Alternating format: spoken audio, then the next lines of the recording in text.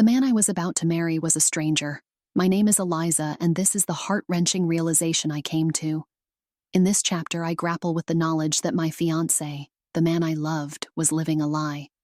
The struggle wasn't just about his betrayal. It was about facing the daunting reality of my future without him. Every dream, every plan, shattered by infidelity. Join me as I navigate through the chaos of a broken engagement and the daunting question of whether I can ever trust again. Chapter 3. The man I am about to marry is a cheat and I don't know what to do. There's something about the stillness of the morning that makes everything seem more real, more raw. As I sat there in my apartment, the first light of dawn creeping through the curtains, it all hit me like a freight train. Michael, the man I was about to marry, the man I thought I knew, was a cheat. And here I was, caught in the wreckage of what I thought was a perfect relationship. It's funny, isn't it? How your mind tries to piece together the broken fragments of the past, searching for signs you might have missed. I found myself replaying every moment, every conversation we'd had. Looking back, there were signs, little red flags that I had chosen to ignore. The late nights at work, the sudden business trips, the way he guarded his phone like it held state secrets.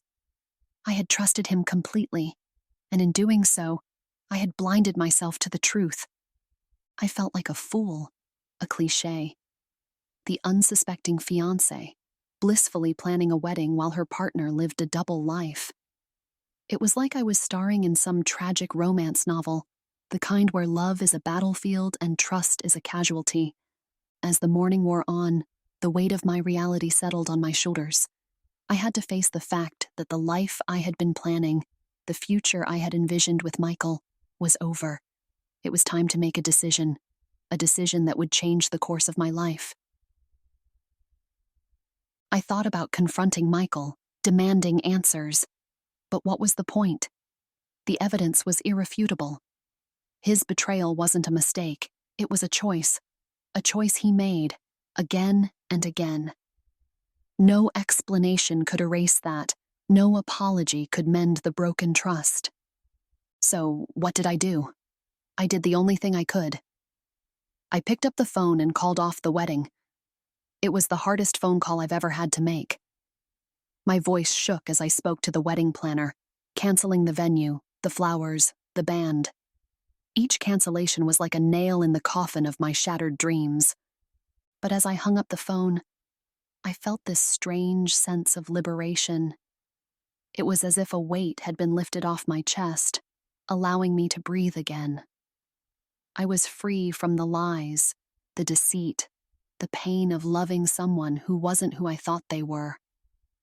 The rest of the day was a blur of phone calls and text messages, explaining to friends and family, dealing with their reactions, their shock, their sympathy. It was overwhelming, but necessary. I needed to close this chapter of my life, no matter how painful it was. As night fell, I sat alone in my apartment, surrounded by remnants of a wedding that would never happen. The dress hanging in the closet, the invitations stacked on the table, the ring burning a hole in my pocket. They were all just ghosts of a future that had vanished. And in the silence of my apartment, a realization dawned on me. I didn't know what to do next. My life, once so certain, was now a blank canvas. It was terrifying and exhilarating all at once. I had the chance to start over, to rebuild my life on my terms. But amidst the hope of a new beginning, there was a lingering fear. A fear of trusting someone again, of opening my heart only to have it broken.